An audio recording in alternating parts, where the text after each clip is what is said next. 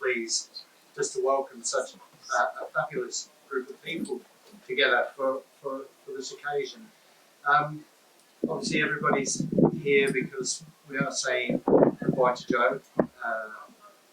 Really sad time, but you know, Jo, you all knew her, and in a very typical way she said, I don't want a funeral. And I said, well, you know, it's not just about you, is it? There are other people who might really gain something from that ceremony. And actually, in the preceding months that have gone past, we attended 2 funerals. One of them virtually. Sue's mum was grandma, and she loved it. It was simple, informal, emotional, people laughed, she loved it. So I said, well, what about that? No. We went to Russell and Darrell's dad's funeral. Again, really well done, simple, no fuss, beautiful. No. Fuck that. I want a party. So it's really great seeing such a wonderful group of people here, just to celebrate in Jo's memory. She would have loved this. I must say that there are many people who couldn't make it tonight, some because of COVID, some because they are a million miles away overseas. Hence we've got all the technology, so welcome family and friends from, well, Australia, New Zealand, France, Swanage even. Beautiful. Yeah. So I've come from all over to be here tonight and all over to be online. So a very modern undertaking, I guess.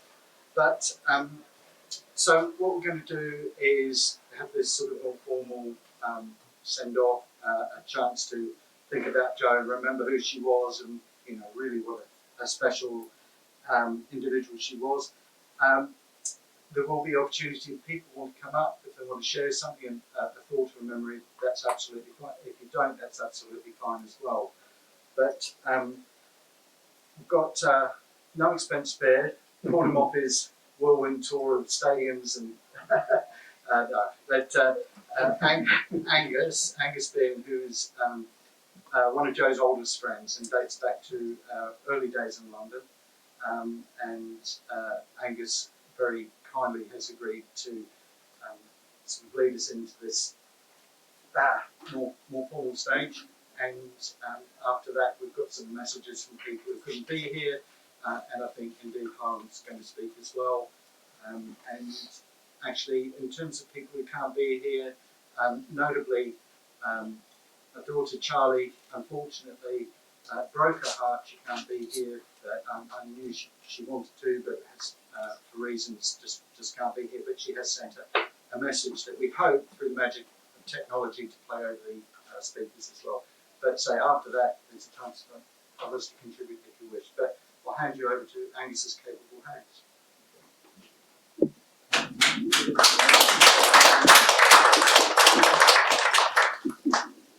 Well, just looking around at you guys here, this great location, I'm thinking we can probably grant Jo her last wish and have a good old party tonight. I think we can do that. And Will's on my tag team, just in case I stumble over at some point. And in fact, my opening line was, I met Jo 25 years ago, and I started off with a line. It's actually 35 years ago.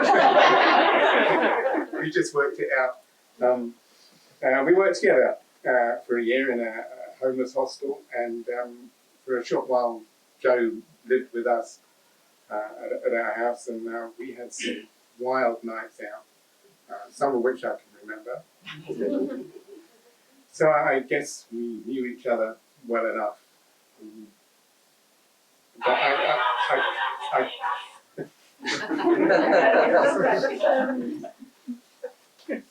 and I looked up eulogies, and I thought, you should give the eulogy a theme. And then I thought, how on earth do you give Jo a theme? You can't do it, can you?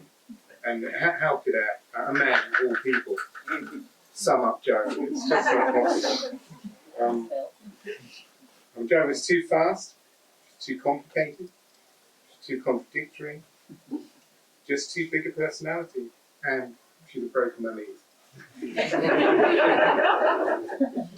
So instead, here are some of Joe's many facets, and you've all got your stories and memories, and I'm looking forward to swapping them all around later on.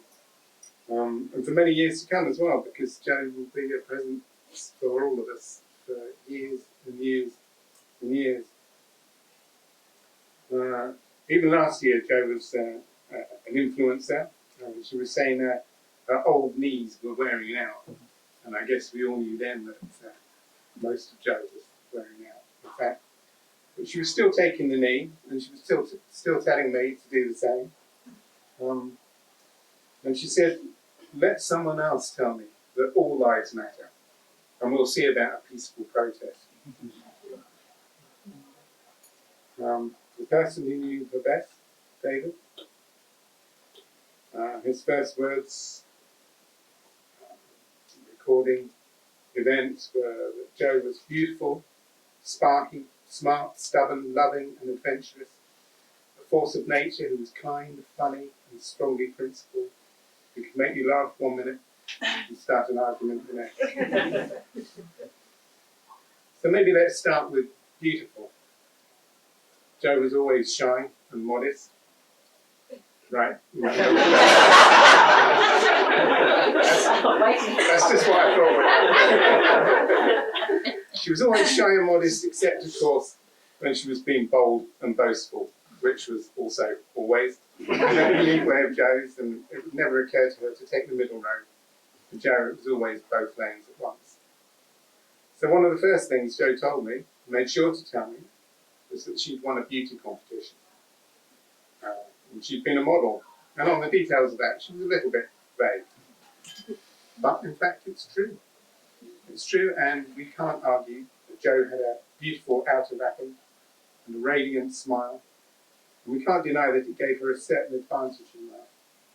And Joe would be snarling now to hear me say that. But that's just a start. To be born beautiful, it's an accident. So, no, mate, you're not getting any credit for that. Joe was born on the 17th of October, 1959 in Bankstown, Sydney, to her mum Heather and father Edward, or Ted. And it was from Ted that Joe had a measure of the Aboriginal heritage of which she was so proud. She was lucky to come with ready-made siblings, brothers Laurie and Ian, and sister Leonie. And it's perfectly plain from her remarks how much Joe looked up to all of them. In fact, she probably mentioned her brother right after she mentioned the beauty pageant. Brother Ian had been adopted much earlier, so for Joe, reconnecting was a big deal. And cousins too, I've learned, were a big part of Joe's early life, and she lived with them for a while as a young woman. Another of Joe's words, sparking. I've heard how Joe and David met at the Vulcan Hotel. I've heard what Joe did to distract David while he was playing pool. I've heard about it. I'm not going to tell you now. Ask David later. I've also heard how later in their friendship, as two dusty and exhausted travellers, they rolled up at a nameless holiday inn, took showers, relaxed around the pool, ordered cocktails, whilst all the time charging it to someone else's room. And one of my memories of Joe is a particularly worthy residential conference back in the 90s, about 200 delegates. The bar had closed and everyone was getting an early night ready for presentations, except for a couple of stragglers. The grill had come down over the bar. And Joe looked at the grill, and she looked at me, and she looked at the beer tap that had been left on. And she said, "I've got really small hands." And then she bit the fingertip off a rubber glove, stretched it through the grill, and we drank beer for the rest of the evening. And in the morning, I said there were some white lines. In the morning, there was all sorts of recriminations, but Joe kept a straight face throughout it and made her presentation and got away with it. Nikki Hayler mentions Joe's spark in a tribute she sent in. She says it's an odd thing that you don't know how much people influence your life until they're gone. or indeed how much those left behind mean to you until this happens. Jo was an amazing woman. I always slightly braced myself when we met, as I knew that she spoke from the heart. But I loved that passion, and the joy of life was infectious. Well, when we, that's my wife Julie and I, visited Jo as she lay so ill, moving continually from pain, she rolled her eyes sideways at the bad jokes, just as she always did, and she laughed away at the good jokes, just as much as always. And then she called for tea, and as soon as it arrived, she said, "What's this? Bring me champagne." So for sure, Jo had the spark.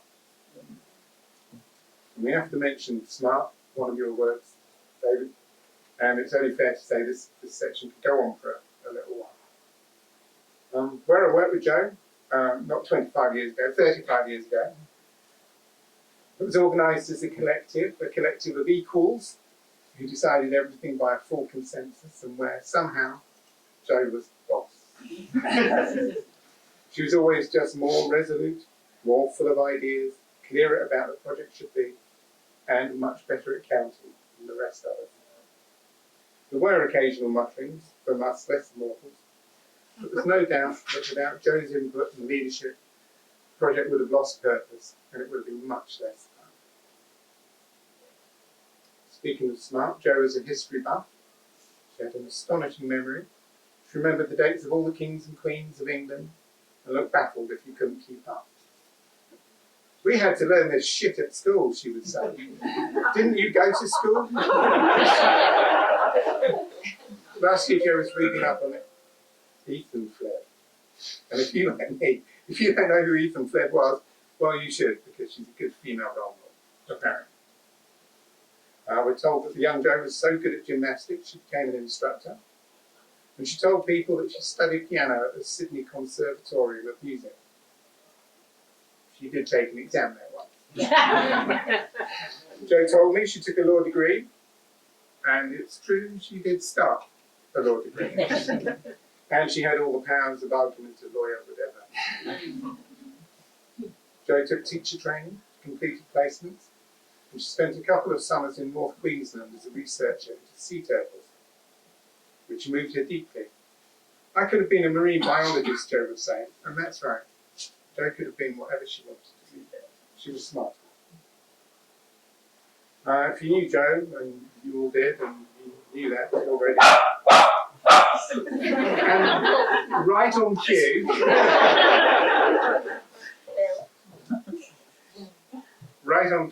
I was going to say, if you would like a second opinion, then Bilbo will provide it. Because Jo loved Bilbo more than any other pet she had. And although David did the walks and the feeding, Bilbo always knew that Jo was the boss. Maybe we can mention stubbornness. Jo had the good stubborn, the stubborn that makes things happen, the stubborn that made her pass her full SEMA accountancy qualification, studying as an adult, the stubborn that kept us strong and positive and generous through the long months of terminal illness, and the stubborn that persisted with disargument and through papers and figures and policies, very patient determination.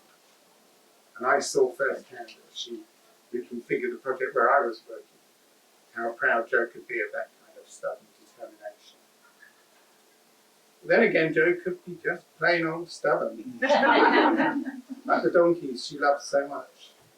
Maybe you don't know, Jo was a long-term supporter of Donkey Sanctuary. Managed to get out there this year. Maybe she recognised some sort of kindred spirit. I don't know. But seriously, sometimes Jo's stubbornness got her into a little trouble. At certain workplaces, which I won't name, and obviously they were second-rate workplaces. I didn't appreciate our Jo. At certain places, it's true to say that Jo managed to ruffle a few feathers. Maybe it was something to do with the word bollocks, deployed just at the wrong time. And maybe Jo waited just a little too long for her bosses to arrive at her point of view. Perhaps it would have been easier to just slide along with the powers that be, even suck up a little. But not Jo. Not our Jo. for that kind of stubbornness, we are the ones that are proud. Because Jo would always take a hit for what she believed in. Adventurous, yes, sure, Jo was adventurous. She revelled in her travels, and it was travel that gave Jo her outlook on the world. And it's travel that gave her some of her collection of illnesses. Jo relished new and different cultures with an open mind, and always made connections around the world, whether in Normandy, cider groves, or on a bus journey with poor women returning from the temple in India. Decades ago, at the Commonwealth Institute, we attended another conference, voluntarily, this time, and there was no raiding the bar, but still drama. A big argument broke out concerning cultural misappropriation, and the conference split into two groups. Then, as always, Jo thought that culture was for celebrating and for sharing, so we stayed in our seats. And Jo, the educator, was always willing to share a quiet word of advice based on her sensitive cross-cultural insights. She'd say, "You Brits are so fucking polite. What's wrong with you? It's shit." She was always really strong on that last one. Jo was about sharing. And these are the words of Isla. And Isla's a neighbour's child who shared a school run with Harlem. Isla says, "I'm so glad I got to see you the other day and laugh like we used to. I miss you a lot and really will forever cherish all the amazing memories we have. Thank you for raising me and teaching me ways of looking at and taking on the world that I will always have with me." And now to say something, don't start me off. And now to say something about Jo's strongest characteristic, her principles, which I think we all recognise. Jo was a passionate believer in many causes. I'm sure you guys know a lot of them. It's quite a list. Most of all, Jo was a feminist. Back in 1982, Jo worked in one of the first women's refuges in Australia, in Sydney. It marked the beginning of Jo's understanding of feminist thought. And that was underscored by living for a while with a group of separatist feminists. Obviously, no men. And later living in South London with Caroline and Penny and other like-minded feminists. It was a very special time for Jo. She quickly joined a wide circle of feminist artists and poets and actors and became a proud director of the Nitty Nitty Theatre Company. Jo was always ready to put her neck out for her beliefs. When I first knew her, she put a young singer from the homeless hospital on the stage, and decades later she was invested, again you may know, in Funny Cow in the film. In other words, Jo walked the walk and she spent the cash when it came to feminism. And didn't I know it? I mentioned that I lived with Jo. She stayed with us. From time to time, as you do, I might bleat on about the misdemeanours of the others in my house and say my daughter. No matter what the incident, no matter how outrageous it was, Jo would slap my daughter on the back and laughing like a drain, she'd say, "Well done, Daisy!" Now, this day, Daisy remembers her as a favourite. Like it says on Jo's Facebook page, up the patriarch. Which brings us on to loving and how Jo loved. She loved her family, her friends, art, fabrics, music. She loved living in Poole, travel, festivals, food, so many loves. Jo loved women, not least Lee Curtis, who will be watching this in Western Australia. Jo was proud of her lesbian identity, although, in reality, there were never any labels which fitted Jo.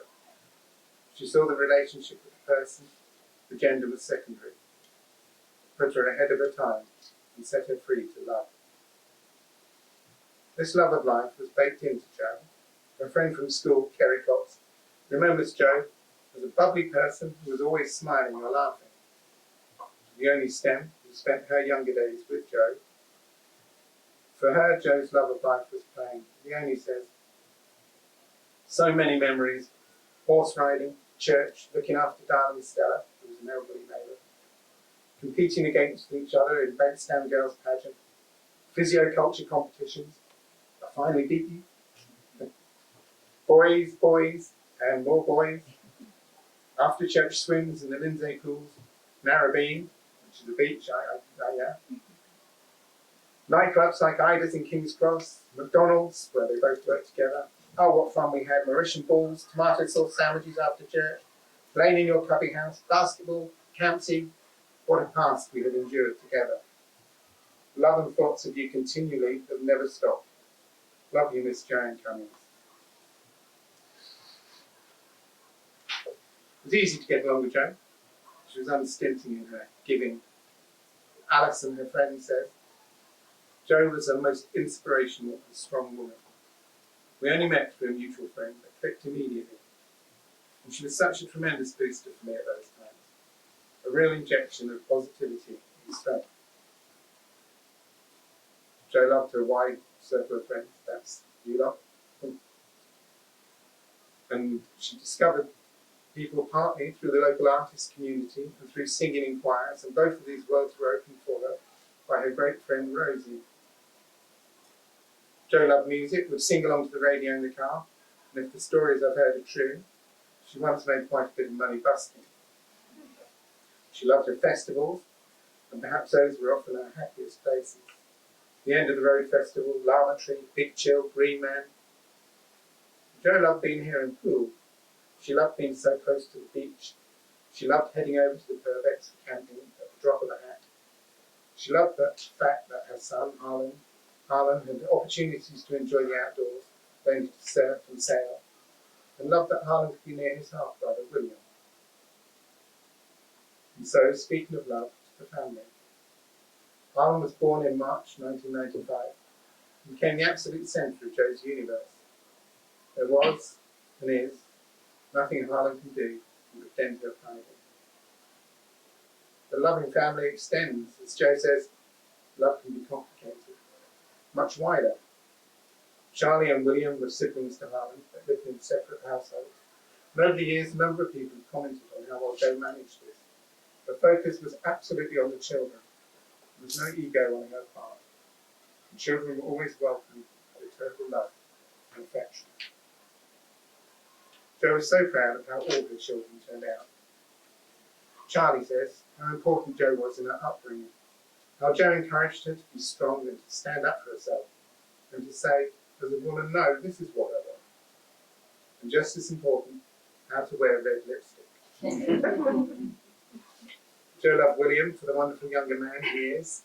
She was so thankful that he and Harlan love each other so deeply as brothers. Which brings us to David, and sure, we remember the wedding, that is the four of us who were there. We got the hysterical giggles in Southwark Registry Office, and no one really knows why. And it got so bad that the register interrupted the ceremony to scold us. And of course that only made it worse. But I knew then, as we all know now, that the wedding was not just about keeping David in the UK, which is the excuse they told each other. Things ran much deeper.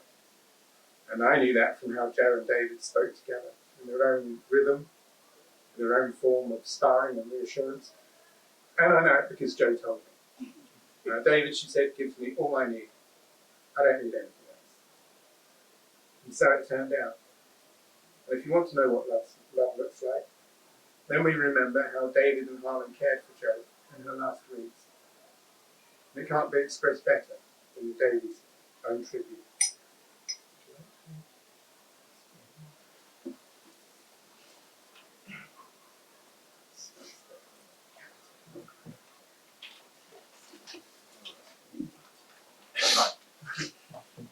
My darling, you leaving us was no surprise. But we miss you so much. Saying goodbye was the hardest thing.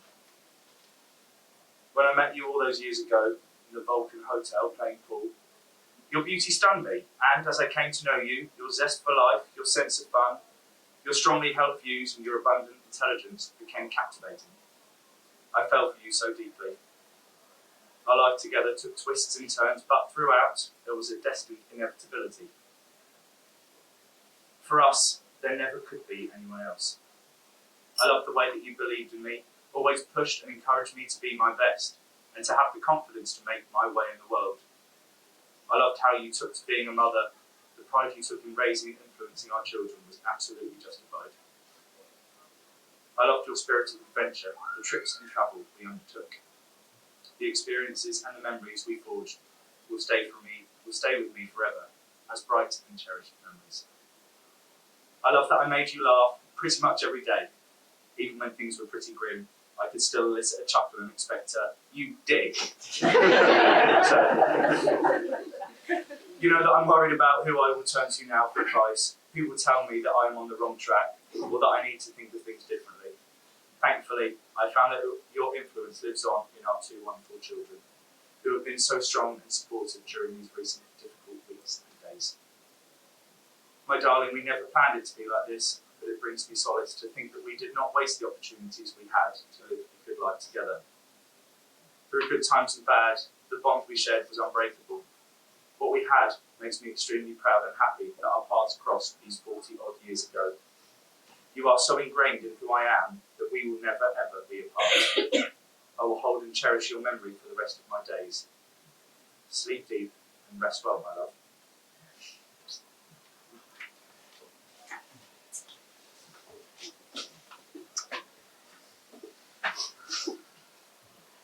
Okay, so we decided not to give Joe any credit for being born. But we can give her credit for living a life full of love, of culture, strong principle and generosity, and some would say, beautiful life. We can give Jo credit for how she died, surrounded by loved ones, always positive, still laughing, still quaffing champagne, still asking questions, uplifting feeling. And so, thanks, mate. And cringe all you like. Thank you for making this troubled world a slightly more beautiful place for his work. Thank you.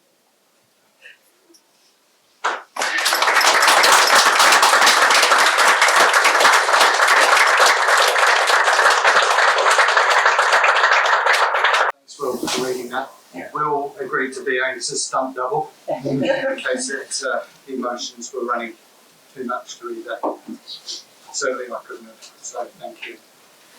I just wanted to read out a couple of messages from people who couldn't be here before Harlan's ready. He can come up and he wants to say a few words as well. This is from Caitlin O'Malley, who many of you in this room probably know because Caitlin is just one of those people who everybody knows. You'll have to excuse my, it's been a while since I've spoken Maori, but He wahine toe Jo Wanyam Jo Dorsha. E wahine atuhua. Jo was a strong woman, a beautiful woman. Her energy and ability to reach out to and connect with others stands out to me. The world has lost a bright star. To her family and close friends, I send our empathetic love from Aotearoa, New Zealand. Got one here from Chrissy Fitzner, who is an Australian artist that Jo met when she was doing residency over here. Such a beautiful, strong woman, true to herself and what she believed in, grounded harmoniously with Mother Earth. Jo, that meeting when I came to Wales those many years ago to participate in a cultural art exchange began an ongoing friendship that is sustained across time and distance. My heart is sad for the loss of you. Waiparia Malapa. And one here from Caroline Truman. I will miss our online chats and Jo's interesting and determined posts. I always admired her strong sense of social justice. Jo was never afraid to speak her mind, a strength few possess. I've enjoyed our regular games as we're both so competitive. It has been an absolute pleasure to have known Jo from school days. Physical culture, church and her marine biology pursuits. We even bumped into each other on Monrepo Beach, North Queensland, both keen to watch loggerhead turtles hatching under a full moon back in the early 80s. Lastly, I will miss Jo constantly ribbing me for loving the Rolling Stones. Rest in peace, my friend, until we meet again. Harlan, you? Yeah.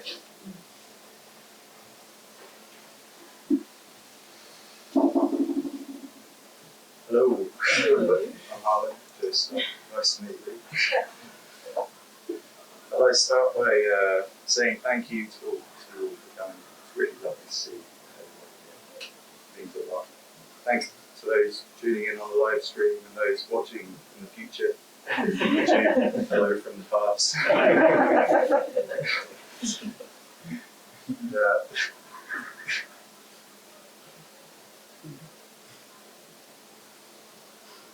This would happen. I'm still on thank yous.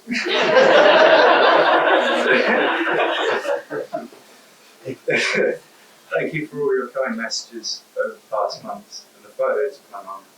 It's been a great pleasure reading the messages and seeing all those wonderful photos that he has. My mum, one of a kind. She was fun to be around, and I know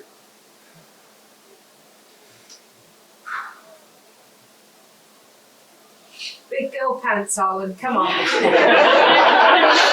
can do it.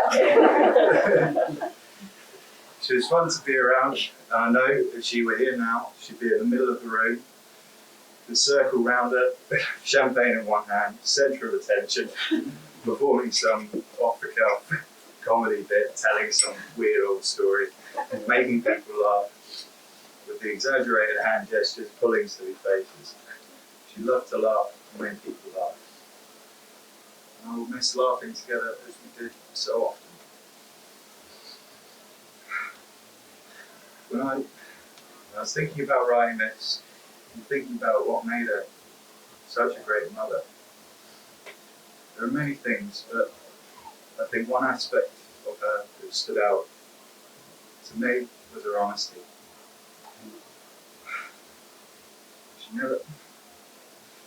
She never pretended to be someone she wasn't. Sometimes her honesty, it could be brutal, sometimes wildly inappropriate. But more often than not, it was appreciated. She always gave me straight to the point, level-headed advice on careers, girls, life in general. And growing up, I always felt respected as a child, as a person. And through this, she taught me to respect others. She taught me to express my opinions and encouraged me to do so often. Sure, this kind of backfired on her when we had our disagreements, leading to her very sternly telling me that you're wrong. But you know, sometimes winding her up is part of the fun. I really am my mother's son.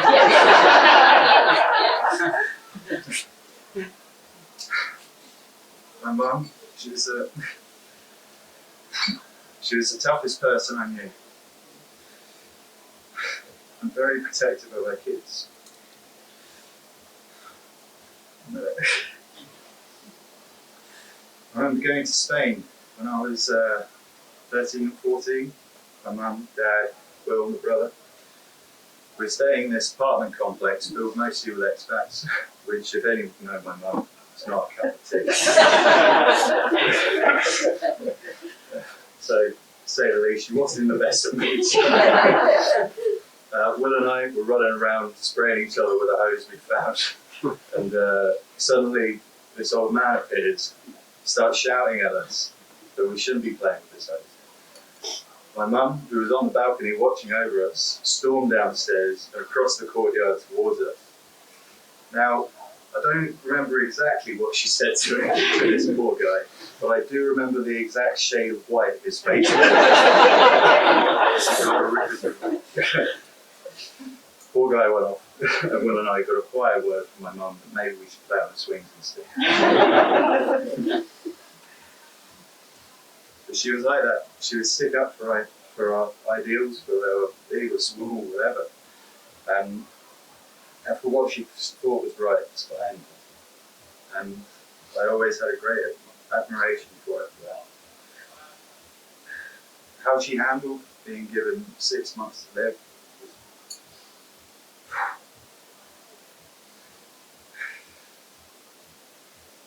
just nothing short of inspiring. We cried together and reflected often. She was always open to talk about how I was handling it, but she never dwelled on bad things. She moved forward.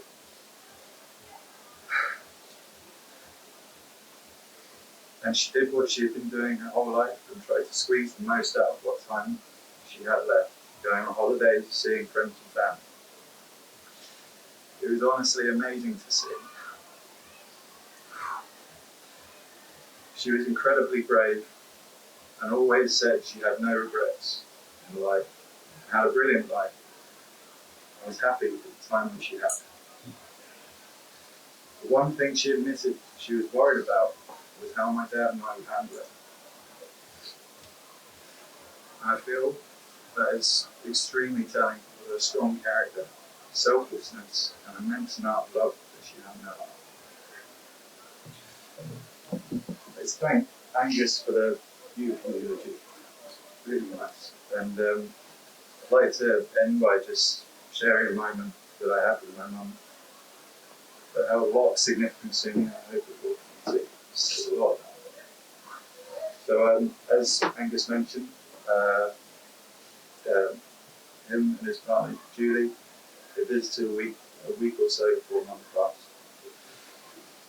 We had champagne, and it was lots of medicine champagne too. And, it was wonderful to see old friends catch up. I could instantly see why Mum held them both in high regard. I just met them as an adult. I'm sure I met them as a kid, but having just met them, I could instantly see two kind and caring people. They were good humoured, and I thought, Mum is like to be. It's a really nice moment during my mum's last days. And despite my mum not being all there at the time and struggling with sentences, she was so happy to see them. They all had a great laugh. So after some tears, they said their goodbyes, Angus and Julie's. They left, and I went to sit with my mum.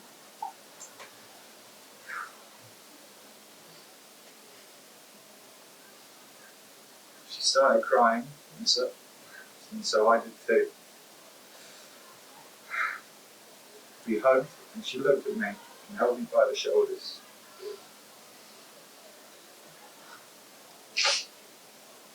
And she said, "You understand what I mean, don't you? When I say true friends."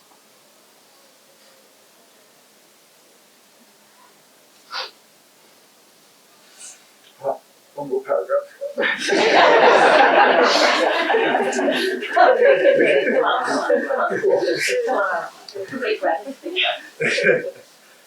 See, my mum was always proud of me. I always felt that when I did well at school or university or music exams, or even when I didn't do well. I always felt so supported in that respect, and I will always be thankful for that. But the moments I think she was the most proud of me was when I told her about my own friends. Talking about funny things that had happened with them. Guys, thank you for being here, by the way. Talking about exciting things that we were planning. Yeah. Talking about funny things that they had said. Because I think that's what really mattered to her most, was the strong relationships she had had with so many of her true friends. When I look around now, that is who I see, her true friends. And it is so heartwarming to witness. Thank you.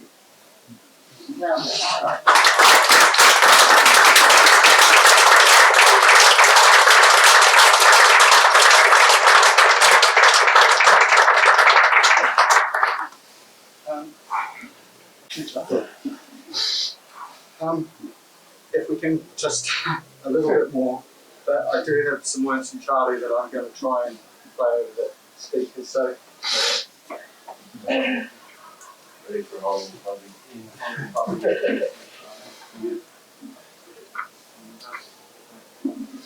I love you very much, Lily. Ah. Miss you. Well, okay. Okay, that was Logan, my grandson.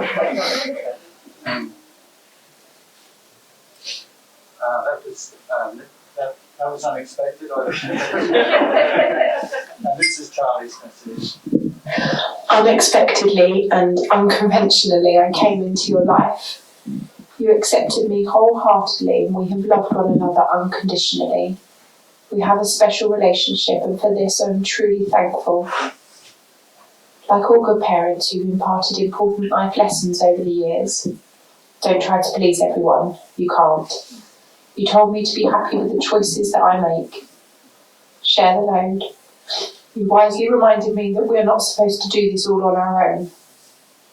Don't be afraid to have an opinion. You showed me that it's important to speak up and that I don't have to agree with everyone else in the room. Experience life. Every time I try something new or go on an adventure, I'll be thinking of you. Be fearless. Your own fight of bravery was inspirational. Be bold. Wear beautiful accessories and funky shoes. I still have work to do on this one, but I'll get there. And finally, importantly, you taught me to wear Chanel perfume. You bought me my first bottle, and I shall never look back. There are a lot of happy memories to choose from, but there are two that I can close my eyes and still see your face, and these I will treasure forever. One, teaching me how to put on lipstick at the proms. And two, the moment you found out you were going to be a grandparent. What a wonderful ninny you have made. We have been so lucky to have you in our lives. Thank you for selflessly sharing Dad and Harlan. I promise to be there for them as you have been there for me. I love you. Oh, thank you, Charlie. Love you. Okay. I don't know if there's anything anybody wants to add or feels a need to share. Thanks, Angus. That was amazing. And thanks. I know we keep saying it, but it means so much that everybody's been here. And the amount of messages and support that we've had, the cards, that Jo she cut a swathe through life and clearly just impacted on so many people. So I think I've probably forgotten somebody, I've probably forgotten something, and if I have, I'm sorry. But if we could just perhaps take a moment of reflection, a moment of quiet, and then we'll do what Jo wanted us to do, and that is just have a really good evening, a great party. There should be some food arrived outside, fingers crossed, and yeah, just if you don't know somebody here, get to know them, let's share some memories and just have the night that she would have liked. So if we just a moment's reflection.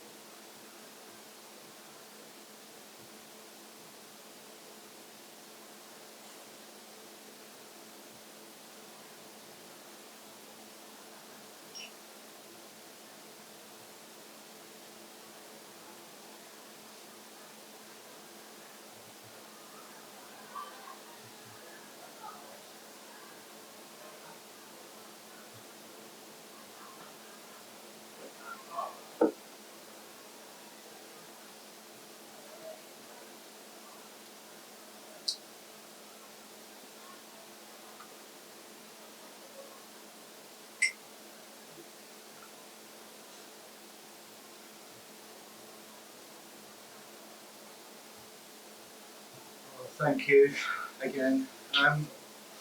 The amount of talk of champagne tonight, it makes me think we probably all should have a glass in our hands now. Whether you've got a glass or not, certainly raise one, but if I just, with my not champagne, just to Jo. Enjoy your evening. Thank you. Thank you. Thank you, everybody. Bye.